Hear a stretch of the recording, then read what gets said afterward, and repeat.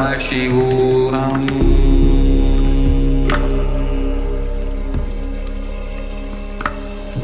Om Nithyananda Paramashivoham.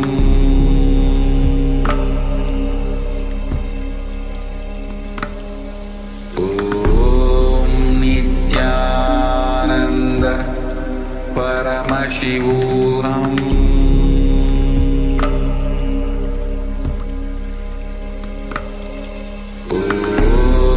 Nithyananda Paramashivoham.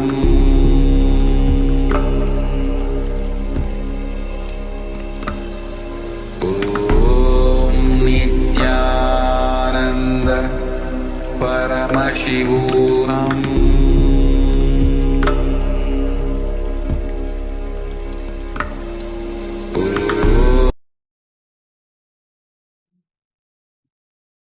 Nithyanandam Paramasukadam Kevalam Jnanamurtam Dvandvatitam Gaganasadusham Tattvamasyaadilaksham Ekam Nityam Vimalamachalam Sarvadhi Sakshibhutam Bhavatitam Trigunarahitam Sadgurum Tam Namami. Yes. Nithyananda Maharshi. Nithyananda, everyone. After this powerful Thaipusam Darshan of the Supreme Pontiff in Hinduism, let us now get ready. We're going to have the power manifestation. Swamiji has beautifully revealed how his guru has taught him all the different bhashyas to prepare him to experience the Paramasatya, the ultimate truth, the highest truth. Swamiji beautifully explained to all of us how it is not that one ultimate truth can be taught. No. All the different acharyas, all the different bhashyas, the different interpretations of the scriptures, based on their individual experiences, they all complement each other. He also explained why it is important to follow one teaching all the way to the truth, all the way to the ground. It is not the scripture, not the interpretation that is going to lead us to the truth. As Swamiji's guru himself told, if you want to have the ultimate truth, ask Annamalaya. He's going to show you. So we have to dig in one place deep enough until we reach the spring water, until we establish the well. If we just dig shallow in many different places, we're never going to reach the groundwater. Swamiji beautifully announced how KAILASA is going to create, by the guidance of the Supreme Pontiff of Hinduism, our beloved Swamiji, the AI tools that are going to empower all of us to have this kind of teaching for all of us, where we can dive deep into the Shastras without having to waste time on formalities and all the different contradictions that are created between the acharyas, finding the essence and learning the deeper truths to then have the pure questioning, have the maturity to find the feet of the Guru and receive the initiation directly from him and experience the ultimate. Thank you all for joining us, requesting all the participants to join us on camera also. Yes, we have a lot of participants who are joining us on Zoom and YouTube.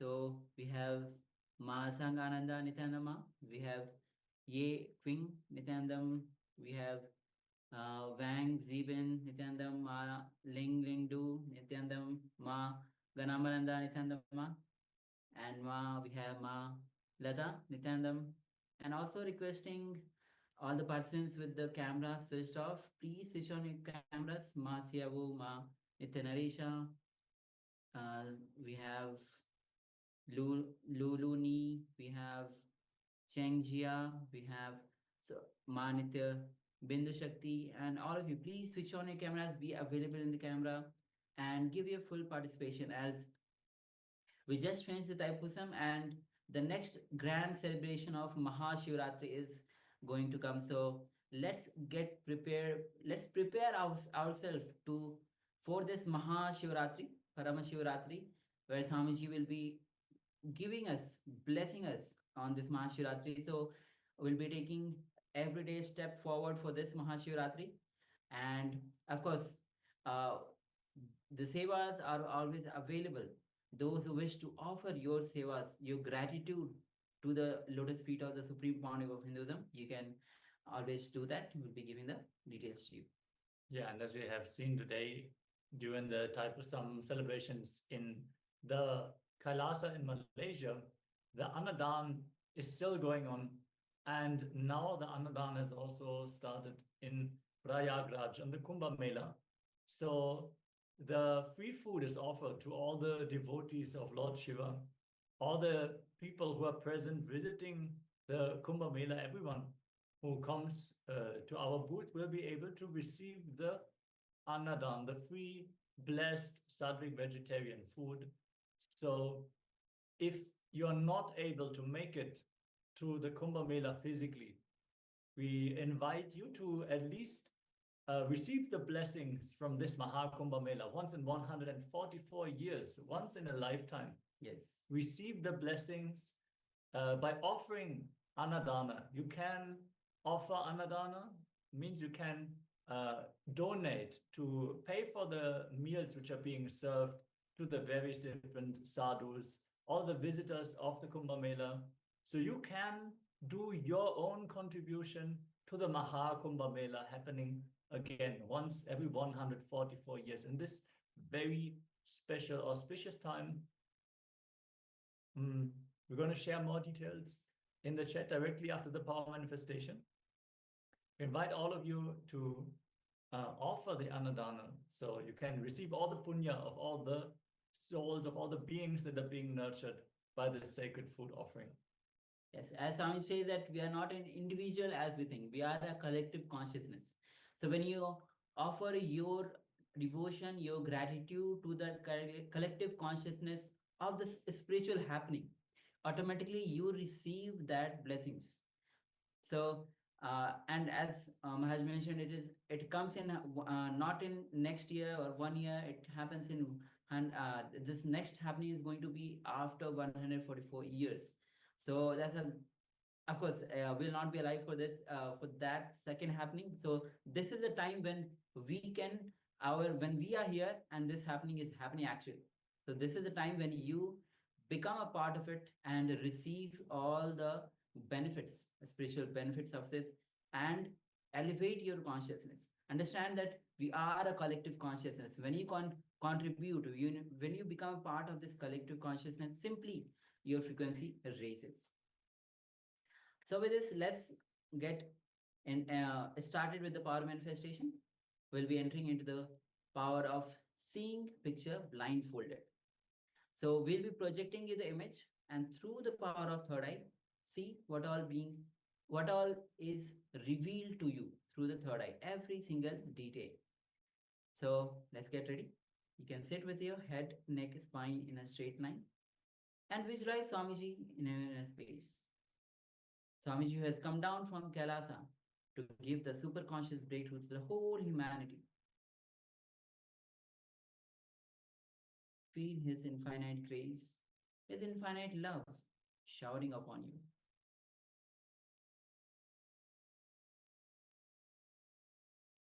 Now start to unclutch from every single thought. Do not engage with thoughts, do not resist, do not get carried away by the thoughts. Just unclutch.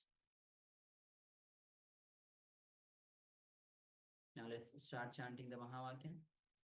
Om Nithyananda Paramashivoham. Om Nithyananda Paramashivoham. Om Nithyananda Paramashivoham. Yes, as you keep chanting the Mahavakya, let's enter into this manifestation. We'll be projecting the image on your screen now. Make sure your eyes are tight. No light is falling into your eyes as we enter into this round of the power manifestation. Let's begin.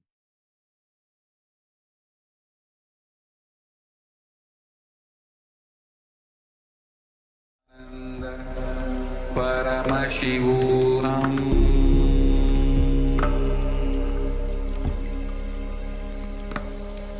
Om Nithyananda Paramashivam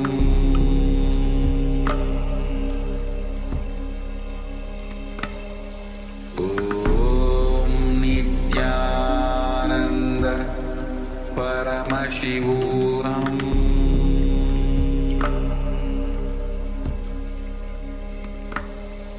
Om Nithyananda Paramashivam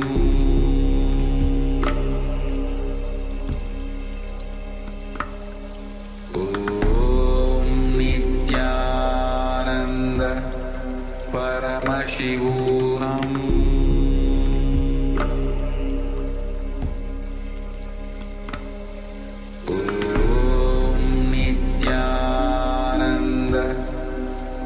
Paramashivam Paramashivam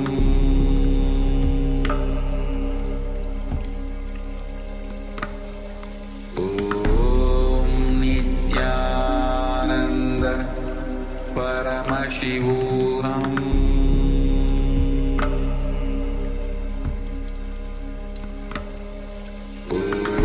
Om Nithyananda Paramashivam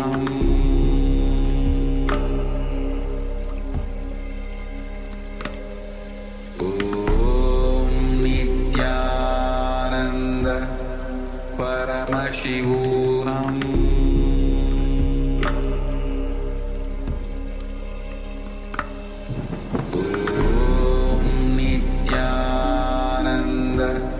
Paramashivam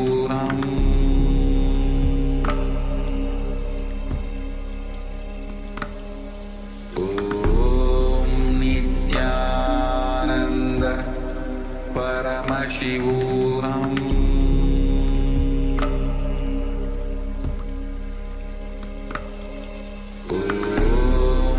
Nithyananda Paramashivam Paramashivam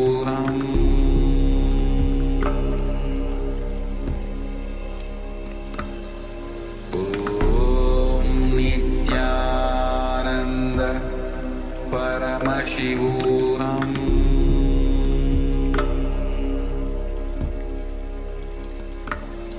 Om Nithyananda Paramashivam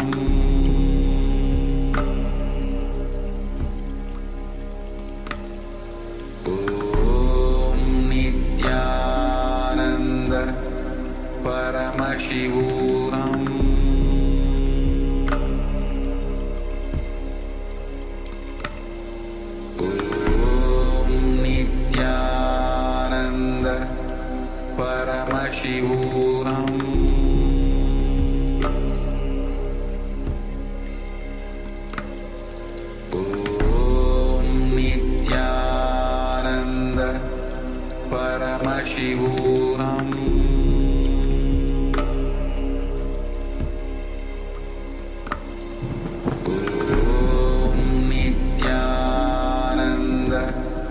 Paramashivam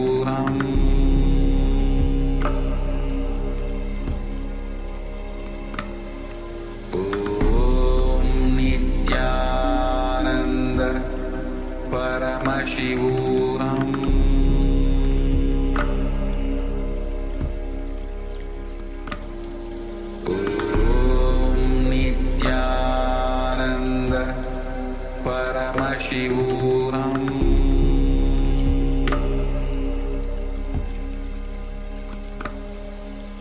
Om Nithyananda Paramashivam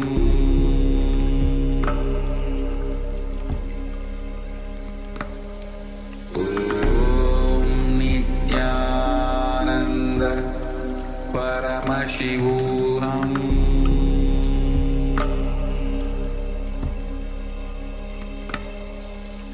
Om Nithyananda Paramashivam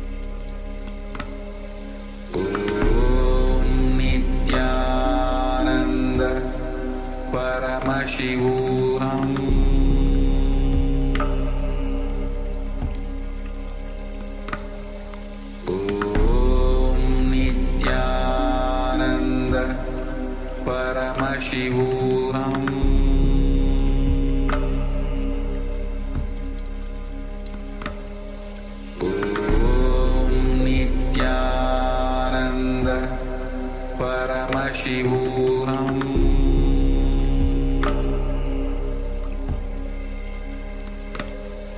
Om Nithyananda Paramashivam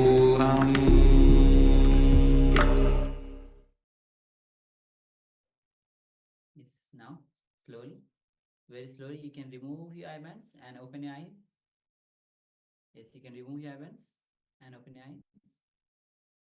And take a moment to share what was revealed to you through the power of third eye. Please go ahead, take a moment and share. Yes, all the Zoom participants, all the YouTube viewers, Facebook viewers, and all the other social media participants. You can share all the details about your results from the power manifestation in the chat. And let us go into detail. Share whatever you've seen, any colors, shapes, whatever experiences you had, even other sensual perceptions like smell or sounds you might have perceived. Share them here in the chat before we verify this round of the power manifestation by projecting the image once more for all of you to see. Yes, please go ahead. Even all the participants on the YouTube, you can also start sharing what was revealed to you through the power of third eye. Understand, every time that you manifest the power, this is your opportunity to be in oneness with Swamiji, to be in that restful awareness, to be filled with joy, bliss, ecstasy. Every time you manifest the power, you break one thought pattern in you. And it manifests as a possibility in you. It manifests as a way to manifest things in your life. All right. So now we'll be projecting the image on your screen, which we had projected.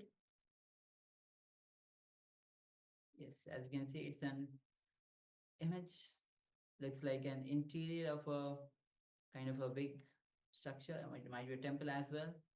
You can see various this kind of rectangle, the pillars just going on and to the repeating again, and it's kind of a big structure. And of course we have down it's kind of a 2-floor as well, looks like first floor. So yes, as you can see, it's not much of color. It's kind of a light sand color.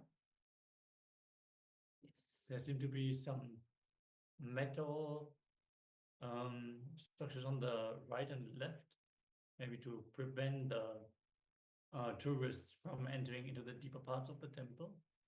There's intricate ornaments of people which might not be immediately visible. Only if you zoom in, you can actually see the detail with which all the ornaments are carved into the stone. Yeah, pretty amazing. Maya is sharing Swamiji. I saw black background blinking Jyoti side sitting on Shivananda Paramahamsa without this background big. Okay, thank you for sharing that. all right. Thank you all for sharing and manifesting and participating in this power manifestation. So with this, we'll be entering into the next session. Yes. And the next session is going to be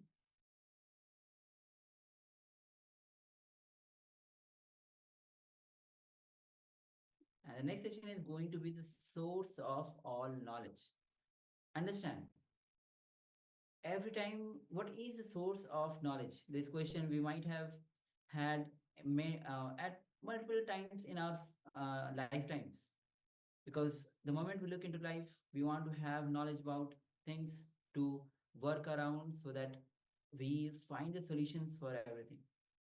So Swamiji will be revealing in this revelation So you can come to the space of listening as we enter into this. The purpose of the description is how to use this modification to lead us to joy, to lead us to bliss. I can say it can lead only to joy, then bliss suddenly happens. Is beautifully guiding us step by step. First, he described right knowledge. Second, wrong knowledge. Third, the beautiful vigalpa, imagination. Now fourth, he is talking about sleep. Step by step, he is leading us. The right knowledge, then wrong knowledge, then imagination. Deeper than imagination, there is something. That is what is sleep. This is also a modification which can lead to pain or anguish, pain or joy. Sleep. If you understand the word sleep in an ordinary way, what you understand as sleep, we can ask, how can that lead to pain? Sleep always leads only to peace. How can that lead to pain? So, sleep word should not be understood as we understand in a very normal way. Let's see what Patanjali has to say about sleep. Let us understand what Patanjali has about sleep. Abhava pratyaya lambana vrittir nidraha. Abhava pratyaya alambana vriddhi nidraha.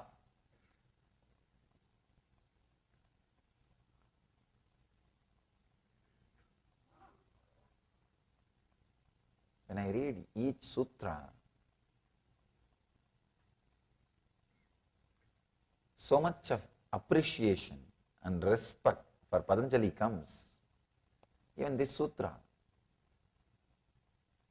if you have a little Sanskrit background, you can see, you can understand. Right words, not one word extra. Right words is connecting. Just one line. He has described different dimensions of sleep. Let me give you the translation. The subtle state where thoughts are not visualized is sleep or nidra.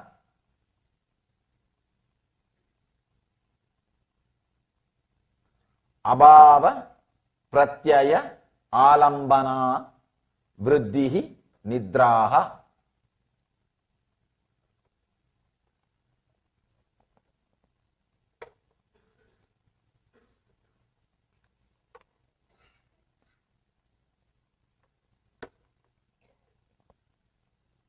The subtle state where thoughts are not visualized is sleep or nidra. The moment I translate, I can very clearly feel I am able to translate only one dimension of that sutra. That sutra can be translated from different dimensions. Here I have a beautiful book by a research scholar, Salvatore. He has beautifully created a book giving 12 different translations. I wanted to give a credit for his great work. 12 different translations. When I see all the 12 different translations, I can say very clearly, each one of them are approaching Patanjali from different level of consciousness and different angle. I'll try to give you the deeper truths, what Patanjali is trying to express, what Patanjali wants to say about sleep. One important thing,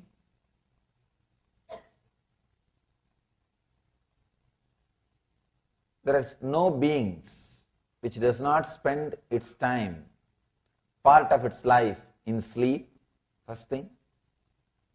You can be without right knowledge, without wrong knowledge, without imagination, but you can never be without sleep.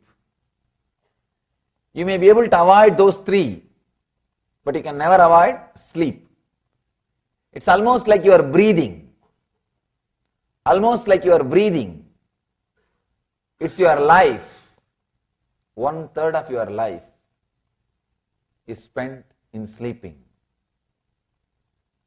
If you understand the Patanjali's views about sleeping and ability to use that knowledge in your day-to-day life, I can say the whole quality of your life can be transformed. Every single sutra is a complete technique by itself. That is why I have to give so much of introduction to every single sutra. If you are coming every day, you can understand at least 10 minutes I spent in introducing Patanjali and every single sutra. Because every single sutra is a complete technique by itself. I can say every single sutra can create one religion. It has created. There are some religions which work only on sleep. One sect of Buddhism, they don't teach you anything else except the ideas, concepts about sleep. They help you to work on sleep, that's all.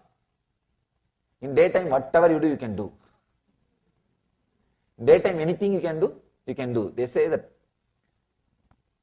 let's do all the spiritual practices and take exercises for spiritual growth during sleep and use the daytime for some other purpose. I think that will be really a wonderful thing. I saw the other day one advertisement. Let you earn more and more money during your sleep and keep your days to spend with your loved ones. One financial firm advertisement. Anyhow, this Buddhist tradition helps you only how to work on your consciousness during sleep. Of course, source is Patanjali. You can imagine how great that Chidambaram would have been. Chidambaram is a place where he was born, lived and taught, ran his university, was having a great traditional university, and still his community which he created is called Dikshidars. He is the founder of that community. Still that community is alive. Still they don't take initiation from anybody. Patanjali is Guru. Patanjali is Guru. So still his words are repeated, remembered. I can say some 1,000 families are there. And one important thing I want all of you to know, still that community, none of them cross the border of the town. You will be shocked. It is just 10-kilometer area. They take birth, they live, they marry, they give birth to kids, they die inside that city, inside that town. They don't move out of the town. They have a strong commitment to Patanjali and Nataraja. Nataraja is a Shiva. Shiva is the master of Patanjali. Patanjali became enlightened through the Shiva's Darshan. Still, that community has committed itself for this knowledge. Whoever comes to their place, they teach, they share this knowledge, they make this knowledge available, they run the temple, and they have taken the vow, they will not cross the city. Sometimes I feel surprised. Even in this age, can you imagine? The education is available to them. Everything is available to them. But they have decided no. We will spend our life, dedication, sacrifice. I can say it is their sacrifice kept this knowledge alive, unpolluted for us. There are so many scriptures which suffered interpolations, but I can assure, guarantee, this book is pure because this community took care. I remember them with all my love and respects for their great service to the sutras. They are called Chidambaram Dikshitars. Still that community is there. They maintain this scripture. They preserve. It's because of them we have this knowledge. They have dedicated their life. It's unimaginable, not moving out of one city from birth till death. And there are so many things to see in the world. Even the youngsters, this generation, I have met many of them. I ask them sometime, don't you feel like going outside, or your elders are stopping you? They said, no, we decided to dedicate. Our elders are not saying, they say, if you want to go, you can go. No problem. There are very few, I can say 0.1% went out for some purpose. They also go out to run some temples there, that's all. Here and there, if Nataraja temples are built, they go outside and run the temples. I asked them, why don't you guys feel like going out? They say, no. They call Nataraja as Ambalavanar. Means the Lord of that Chidambaram, Lord of the stage. No, he is enough for us. They feel he is the father of the whole community. And father is here, where else to go? There's such a strong feeling connection, commitment. It is they who preserve this whole knowledge. Not a single extra word.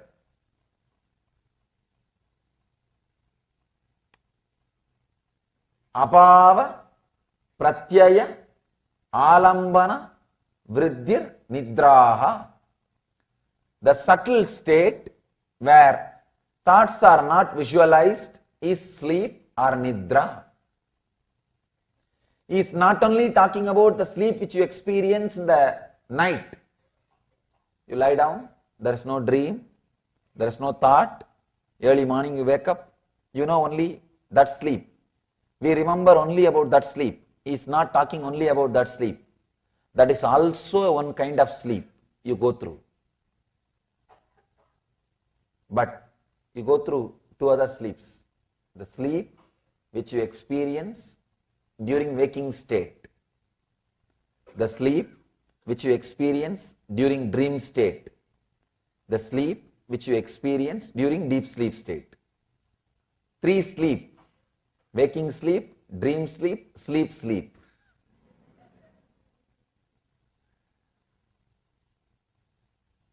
Waking time also we experience sleep. You can see many times. You would have started the car, driven to office, half an hour drive. When you park your car in the office and get out of the car, only then suddenly you will remember you drove for half an hour. Half an hour you drove. You turned right, left, stopped in a signal, gave a break for a cop. You did so many things. You did so many things. But you don't remember. Means sleeping during daytime. It's not only, see, I'm not talking about the people who have disorders, who sleepwalkers. I'm saying whole humanity is sleepwalking. Except a man who is awakened, who is enlightened, the whole humanity is sleepwalking.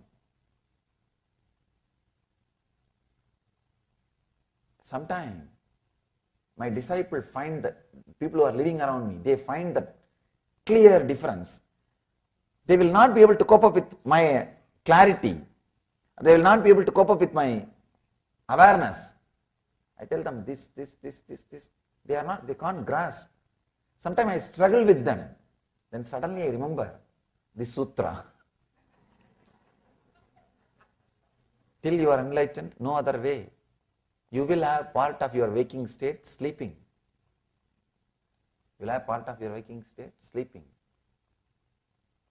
No other way.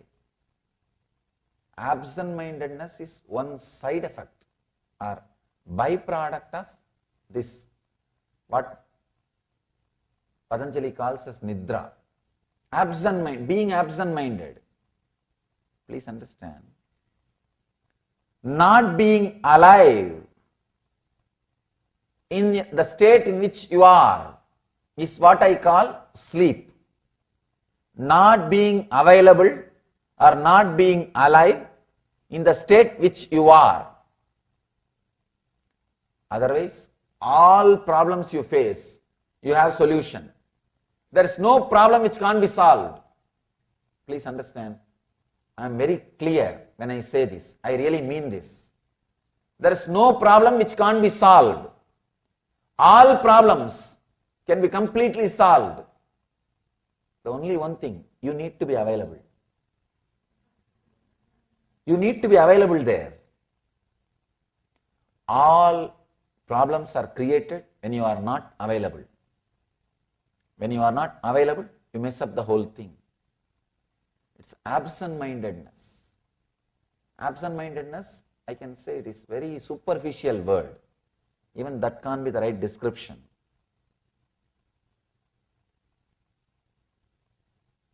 You are there, but you are not there. You are there, but you are not there. Many times you can see, especially when you are watching TV, when you are reading a book, suddenly, for a few minutes, gap. Suddenly, few minutes gap. It's as if the pause has happened. As if a pause has happened. And you, at least with the book, you wake up and you can go back. That is why still no media is able to outdate books. See, no media is able to outdate books. So many medias have come where you need only less effort to learn. Lesser effort than reading a book. TV, so many medias have come. But book, you can't outdate a book because people always, they know in between they will have a rest. They will have pause. If they have paused, they can go back if it is a book. That is why people believe, trust, rely books more than any other source. Absent-mindedness. Suddenly you are absent. You are not there. Suddenly you are not there. See, your body is moving, you are walking, you are talking, you are going, you are doing this, you are doing that. It is showing all the medical symptoms of you being alive. Clinically you are alive. Medically you are alive. But you are not there. The reflection of consciousness is not there. Body is a mirror which has ability to reflect the superconscious state. The sun is a superconsciousness. Human body is the only body which is polished and directed towards that sun.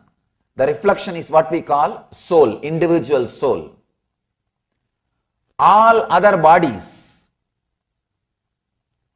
they may be alive, but they are not that sharp, they are not that polished, they are not that sophisticated that it can reflect that pure consciousness, that sun. The reflection of sun itself cannot happen. That is why human body is so highly respected in the Vedic tradition. Even the devas, the angels, demigods, even if they want enlightenment, they have to take a human body. Please understand, you are in a blessed zone because the possibility is there for you. If somebody dies after having human body without becoming enlightened, that is the ultimate stupidity he can do. Sorry for the strong word. I am not saying, Shankara says.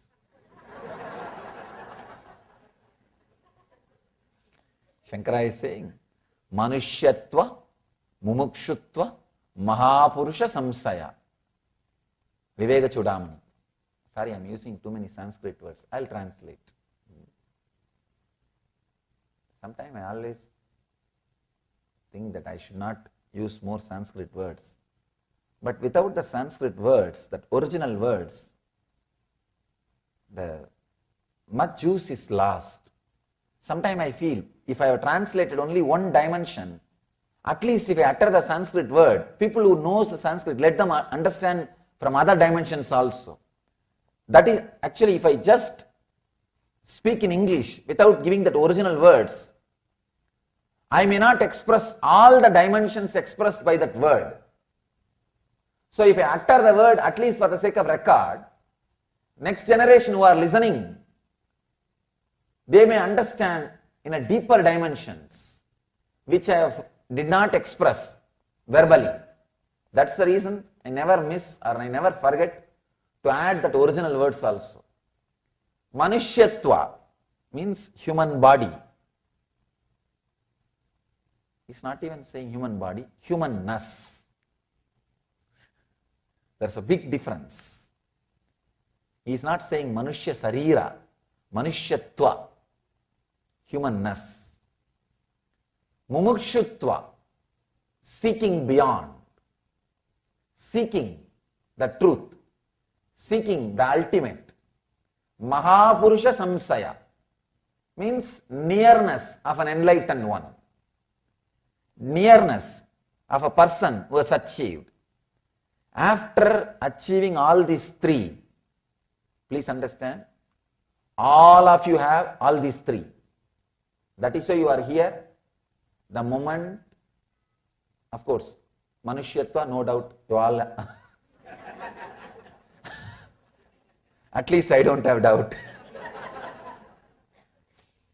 Mumukshutva, the moment you decided to get into your car and drive in this LA traffic and come and sit here, you have Mumukshutva. You have Mumukshutva. There is no other reason. Why should you come here? You don't come here to see this throne. You don't come here to do anything else. You don't come here to see these or that things. The moment you decide to come here, what is the pull? Pull is, let me go and see what he says today. Yesterday somebody was telling, the moment I wake up early morning, Swamiji, all I think is, why still it is not become 7 o'clock in the evening? I'm just waiting. Sometimes I even change my clock. But what to do? Changing my clock won't work.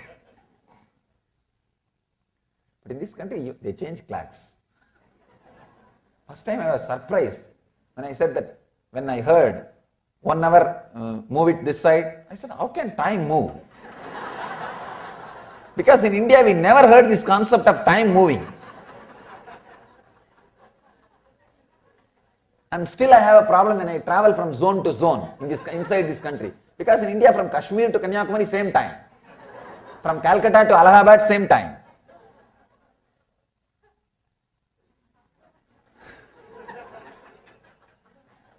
I always feel, how can time move?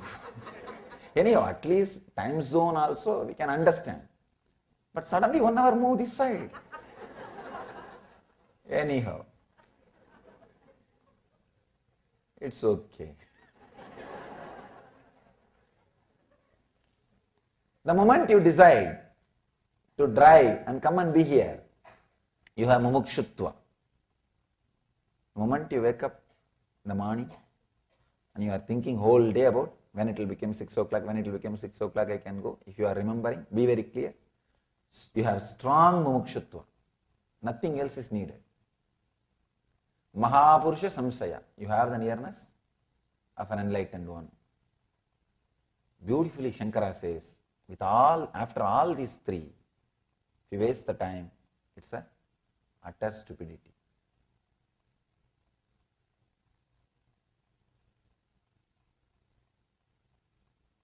Again, the whole thing boils down to this one sutra.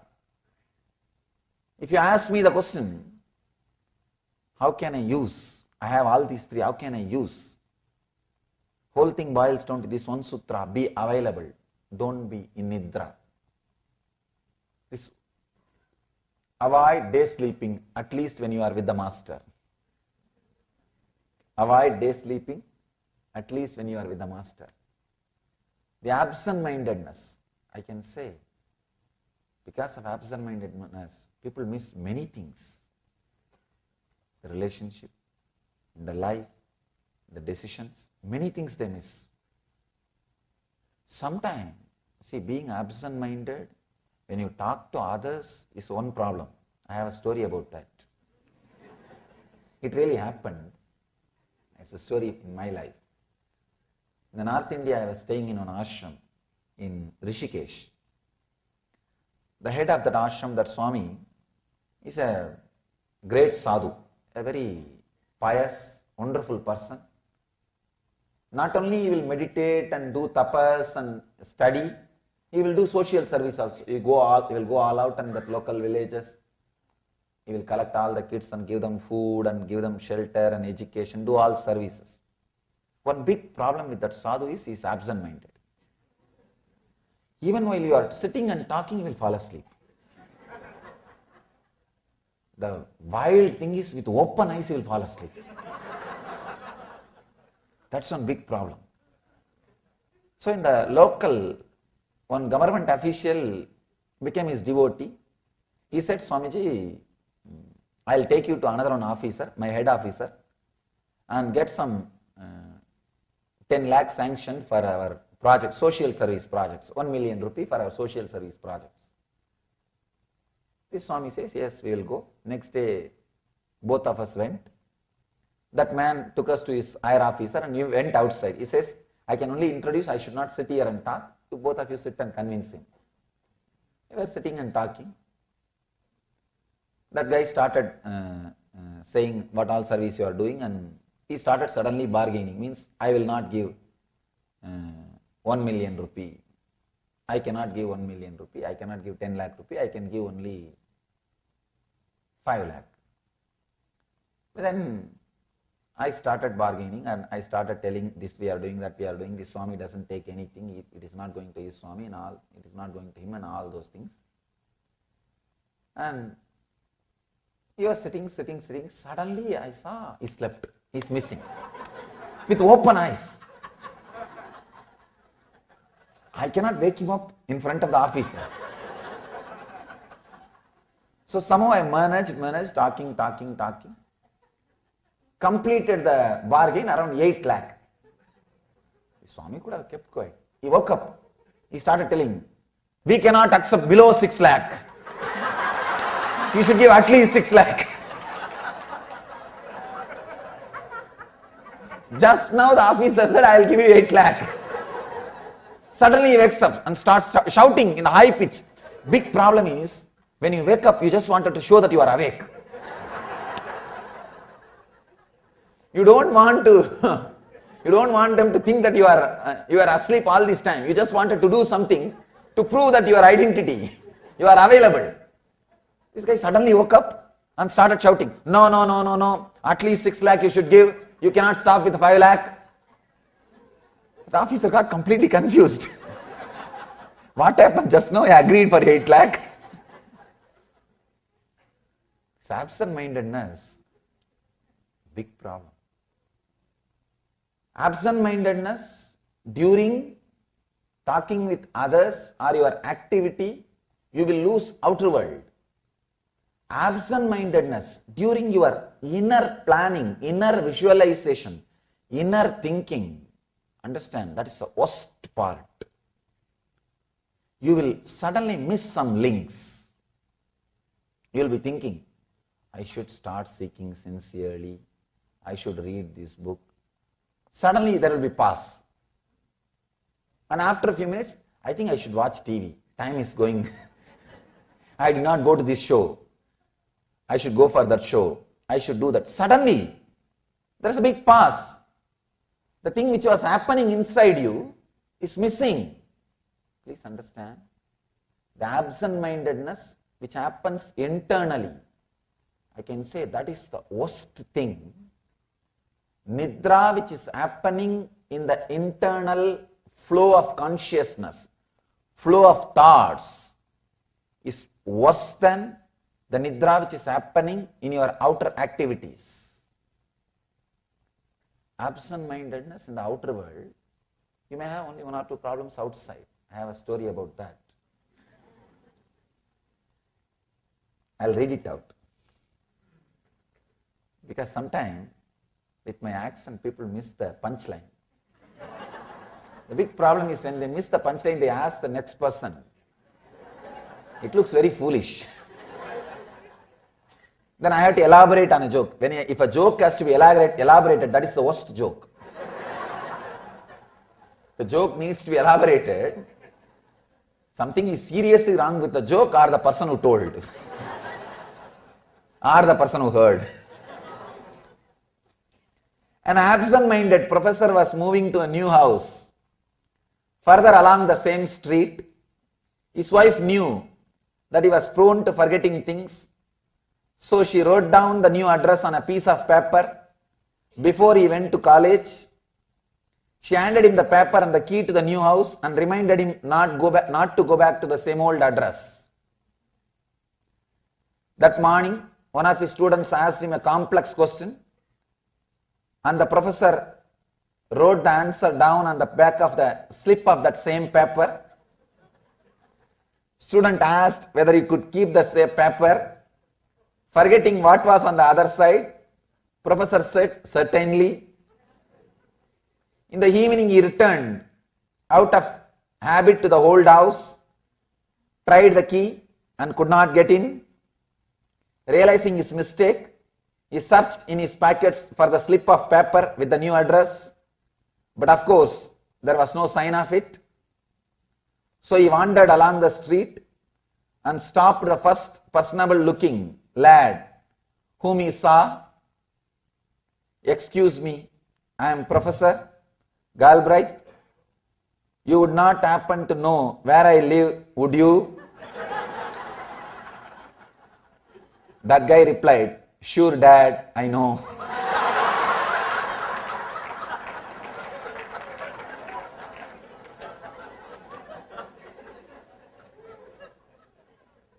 Understand? This is too much. This is too much. Absent-mindedness in the outer world. Even with that, you lose only things of the outer world. Look inside, the serious problem, absent-mindedness in the inner world. See, forgetting to take your hat back, forgetting to take your glasses back, these are all just simple mistakes. You lose only simple things. But forgetting to keep the seeking, forgetting to keep the things which you really need in your life, that is where you lose too many big things. In the mind, many times, I have seen, whenever I come, a big group gathers and they are all inspired terribly about the seeking, and they pick up all DVDs, all books, all cassettes. It will be lying down in the cupboard till I come back again. No, it really happens.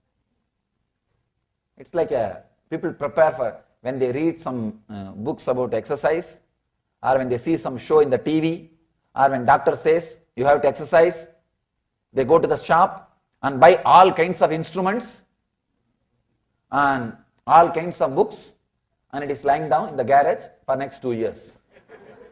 Till they see the doctor again, until the doctor says you have to exercise. Till the doctor again insists, it is lying down in the garage. Means inside your thinking, absent-mindedness. Please understand.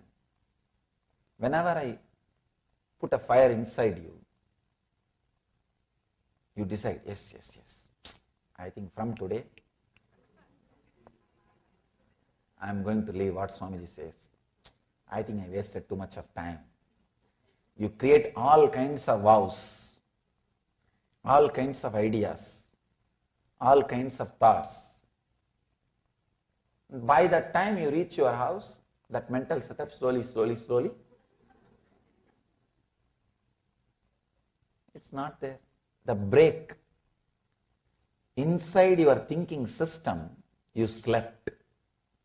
The absent-mindedness. That nidra has happened in your energy flow, in your thought flow. See, just the sleep which you go through in the night time is no way going to lead you to anguish, pain.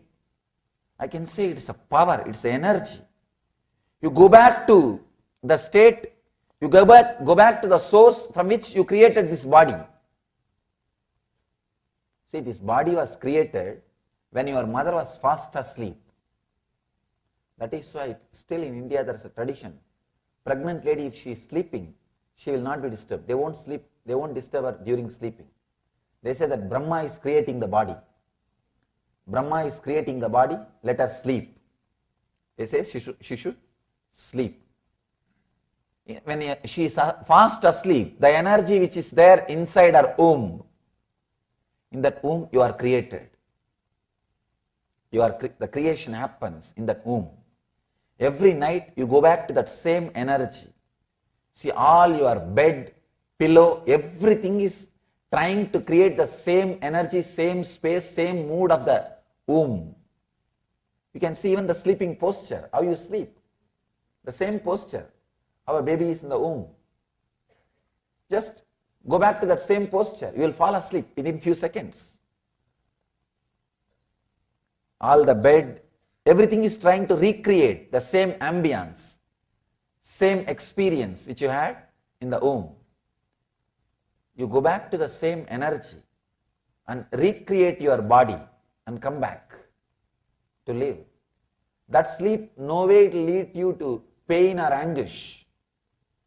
But the sleep which you experience during the thought flow or the action flow, during the thought flow or the action flow. See, if you experience the sleep during the action flow, you will miss things of the outer world. If you experience the sleep during the thought flow, you will miss too many things of the inner world. You can see very clearly.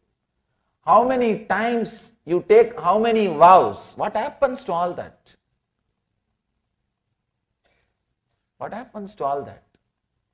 After all, your mind, you took the vow. The other day somebody came and told me, Swamiji, in last 2 months, 20 times I quit smoking. Means what? 19 times you started again. What happens to your vows? What happens to your integrity? It is not that you want to break it. If you want to break it, it's perfectly all right. You have freedom. It's your choice. But something else is happening. Understand? Something else is happening. The sleep, a kind of a sleep is happening in your thought flow itself. In your very thought flow, sleep is happening.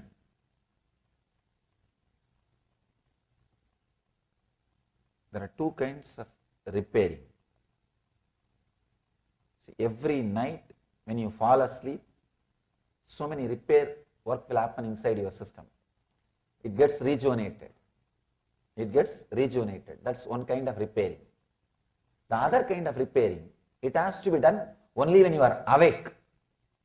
You can't be put to sleep and the repairing cannot be done. The physical repair, you can be put to sleep and the repairing can happen. Your tiredness, if you are tired, you can be put to sleep and the tiredness can go away, repairing can be done. It's like an auto mechanic repairing a car. But the conscious repair, it's like a doctor doing bypass surgery. You can't be put to sleep. The repair work has to happen when you are alive. Doing conscious repair is what I call meditation. Sleep and meditation, both are almost same. The difference between auto mechanic and surgeon. Surgeon always gets paid more because he has to repair while the machine is running. You need to understand, you need to repair while inner chattering is happening. Many times when the inner chattering is happening, suddenly there is a break. Suddenly there is a break. People come and ask me how to repair. The awareness itself will heal half of the problems. One big problem, one big important thing you need to know, the moment you know you are sleeping, you will be out of sleep. The moment you know you are sleeping, you will be out of sleep. The moment you know you are breaking in your thought flow, you will be connecting it. If you know you are breaking, you will be connecting it. People come and tell me, they repent really. Swamiji, how much ever I tried unclutching, my mind sometimes goes here and there. I am not able to unclutch. I tell them, the moment you remember, unclutch again. Come back again, that's enough. Don't bother about few moments which you lost. When you come back again and again without creating guilt, the moments which are lost will be reduced, drastically reduced. But you lose confidence over you if you miss 2-3 times. If you miss 2-3 times, you lose confidence. No need. As Patanjali says, you slip. You slip while you are awake. Even in the conscious flow, you slip. He says beautifully. Again and again I wanted to repeat that sutra in every level. The subtle state where thoughts are not visualized is sleep. It not only happens during the sleep, it happens during waking sleep also. The waking sleep also two kind. One is with outer world actions. Another one is the inner world thought flow.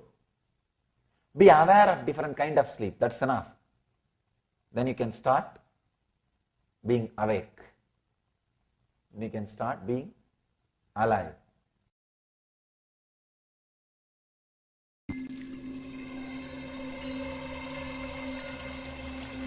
I welcome you all with my love and respect. Let you all open all your 3 eyes. Om Nithyananda Paramashivam.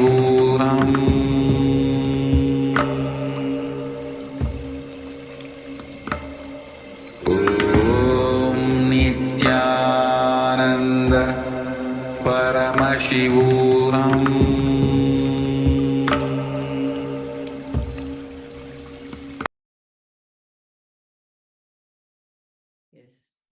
So some says very clearly that one is our outer world actions and another is inner world thought currents that we go through.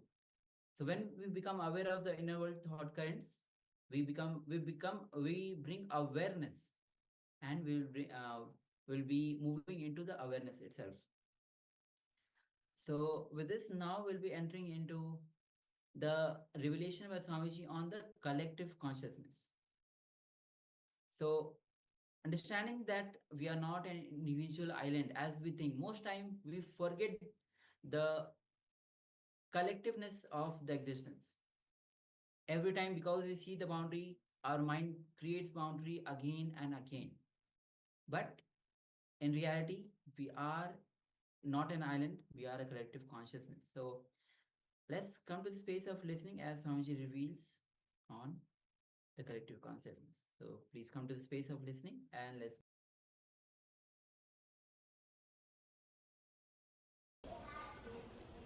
This is the continuity of last sutras. In the last few sutras, Patanjali has explained the 5 modifications of the mind which can lead to suffering or joy. The 5 modifications is right knowledge, wrong knowledge, imagination, sleep and memory. These are the 5 modifications. Please understand. Right knowledge, pramana. Wrong knowledge, viparyaya. Fantasy, imagination, and fantasy is vikalpa. Sorry, imagination is vikalpa, and fantasy is not the right word for vikalpa. Imagination is the right word for vikalpa. And sleep, nidra, and smriti, memory. These are the 5 things, 5 modifications of the mind which can lead to either pain or suffering. So Patanjali is saying in this sutra, relaxing from these patterns through constant and intensive practice of unclenching. He says relax from these 5 patterns by constant and intense practice of unclenching. Abhyasa Vairagyabhyam, that's the key. I can say, we moved out of Jivan Mukti culture, Jivan Mukti tradition because of these 5 modifications. Especially the imagination, sleep and memory. These 3 modifications. These 3 put together, we may call it as wrong knowledge. Many times, we have wrong knowledge about the world, about us, and about the universal energy. Because of wrong knowledge, we move out of this great Jivan Mukti tradition, this great living enlightenment truth. Patanjali says, come back. Relax from these patterns through constant and intensive practice of unclenching. People ask me, what is the solution, Swamiji? Here Patanjali gives the solution. Abhyasa Vairagyabhyam. That's the key. Abhyasa means again and again and again practice. Vairagya means having the strength. Raga means attachment. Vairagya means beyond attachment and detachment. Raga means attachment. Araga means detachment. Viraga means beyond attachment and detachment. Not suppressing. Suppressing is araga. He says viraga, vairagya, understand.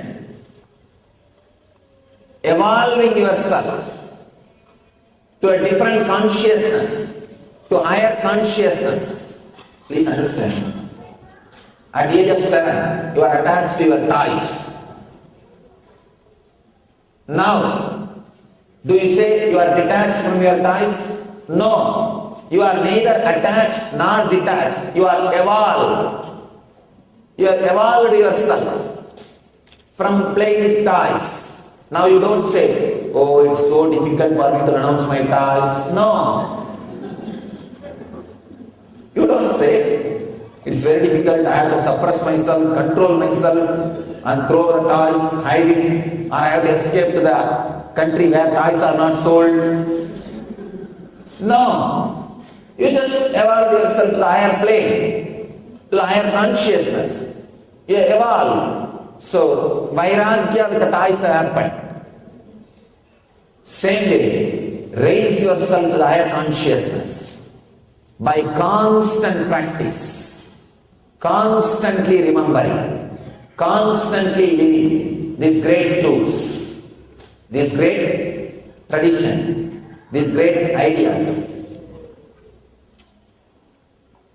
I can say the ultimate technique for achieving the truth is intensity.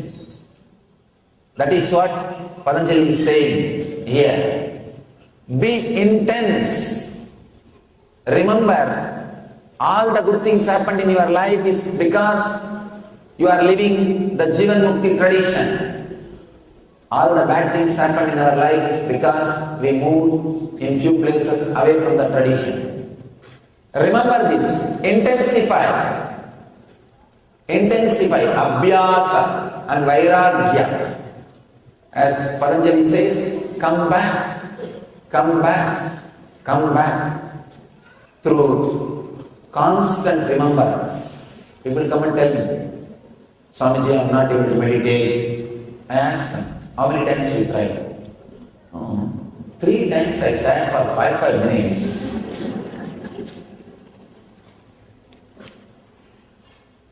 40-50 years, you did not bother to control your mind, it was running around as it wants. How can you think, how can you expect it will settle down in 5 minutes of 3 sessions? Then if I dig deep, did you sit at 5 minutes continuously? No. Between I attended 2 phone calls and twice my husband called. Once my child was crying. Then where is the 5 minutes? This is what is our abhyasa. This is what is our vairagya. Please understand. This is what is our abhyasa, passions. We don't have passions. We don't have intensity. We don't wait. We don't wait and attend the whole thing. We don't wait and imbibe the whole thing. Small story about the passions. Wife calls husband. Husband picks up the phone between the work and he says, I am in between my work, I don't have time to chat with you. She said, no, I'll just take 2 minutes. I want to tell you something important. This guy says, no, I don't have time. I don't have patience. Quick. She says, I have good news and bad news. Which one you want? He said, I don't have much time. Tell the good news. She said, I found out the airbag in our car works.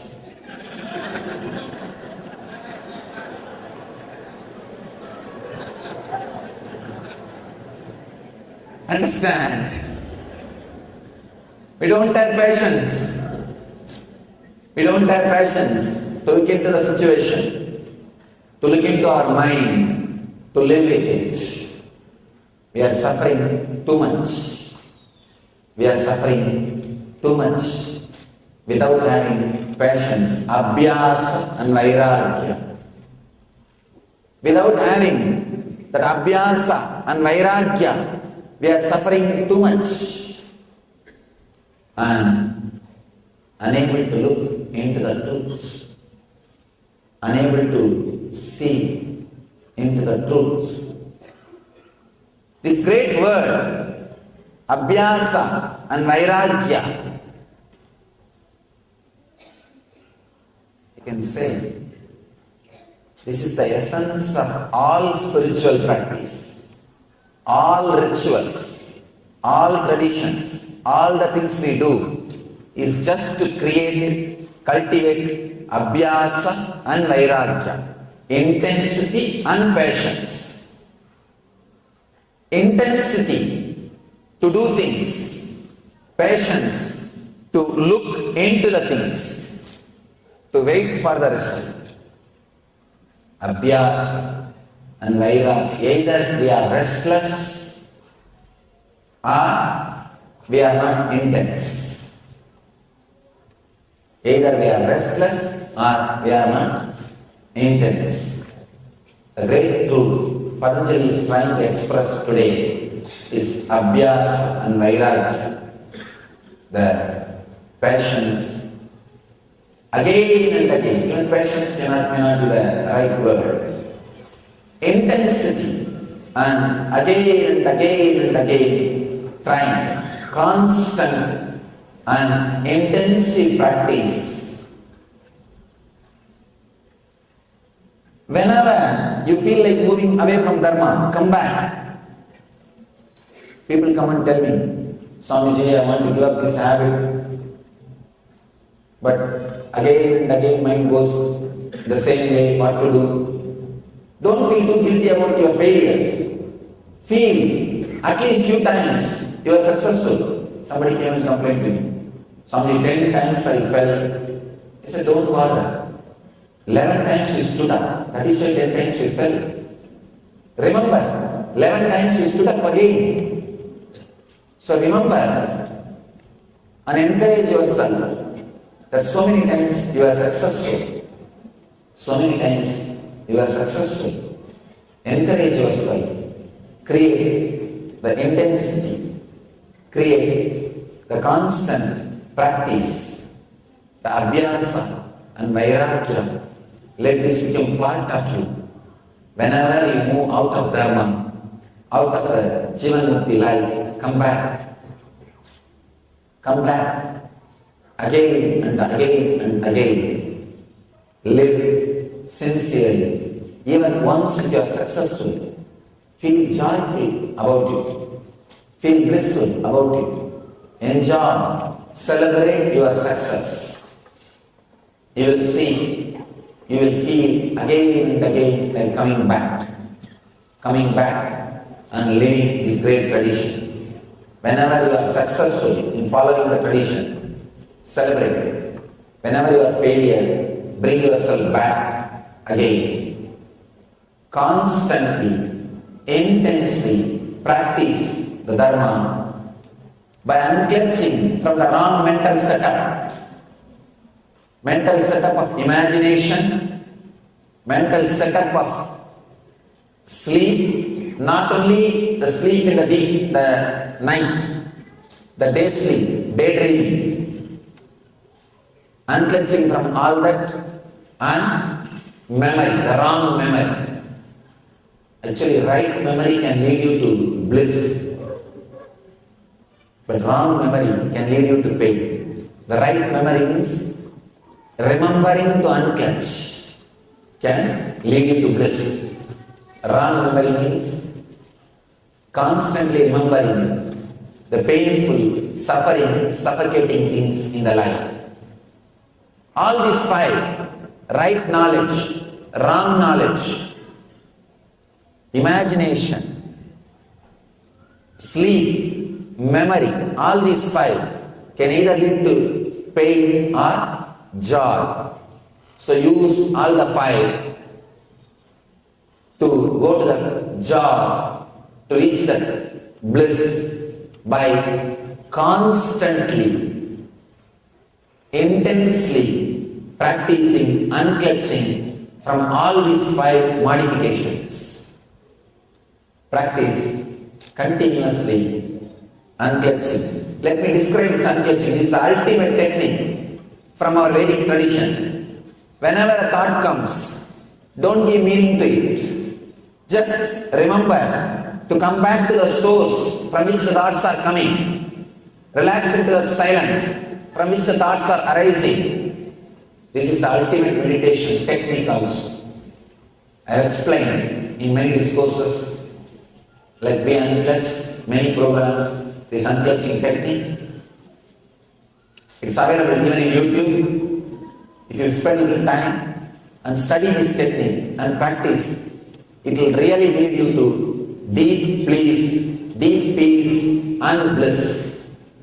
You will live Vedic tradition. Please understand, unless you yourself internalize our tradition, live the joy of our living enlightenment, Jivan Mukti, you cannot hold on to tradition, you cannot pass it on to the next generation. All the parents come to me and say, Swamiji, please give me some way, I should be able to teach this tradition to my boy, my next generation. I tell them, first you internalize. The big problem is we don't believe and we expect our next generation to believe. Our next generation is more intelligent than us. What to do? They are ready to do only things which you do, not what you say. If they see you are joyful, internalizing this tradition, you are living Jivan Mukti life, they will naturally take up. The other day, one boy, 14-year-old boy was brought to me by the mother. The mother's complaint is, Swamiji, please tell him to listen what I am saying. First problem, I told God, how to tell. Anyhow, I told slowly, why don't you tell by yourself? She said, no, you have to tell. Finally, I asked the boy, why don't you listen to your mother? You see, even I am listening.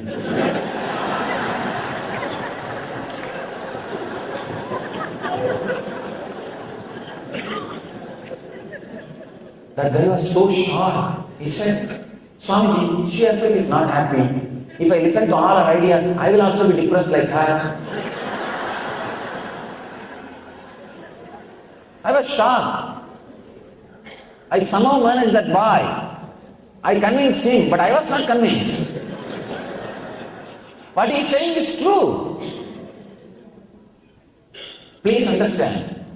If you want to protect our dharma, protect our tradition and Indian culture, first thing you need to do, drink deep the divine juice.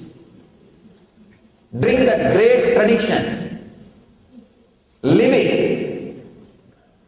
Imbibe it. Read the scriptures. Listen to these great truths.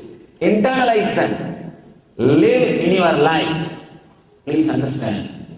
There are hundreds, not even hundreds, thousands of rich Indians come to me and they say, Swamiji, please tell me, somehow I want to keep the tradition alive for our next generation. The other day, one devotee went to one temple, not our temple, to one temple. The devotee challenged the temple. If you bring one youngster from your community to your temple, I will give you $100,000. They are not able to bring. They are not able to bring their youngsters, their next generation. This devotee said, if you can bring one youngster from your community to your temple regularly, if you can convince him about what you are teaching, what your temple stands for, sorry, no temple teaches in the Western countries. That's a big problem. Our temples should become education centers, not only worship altars. It should become education centers. All our temples are originally made as universities. Unfortunately, it has become just worship altars. Some places, I am really feeling sad to tell, not even worship altars, political centers. See what we have done with our temples.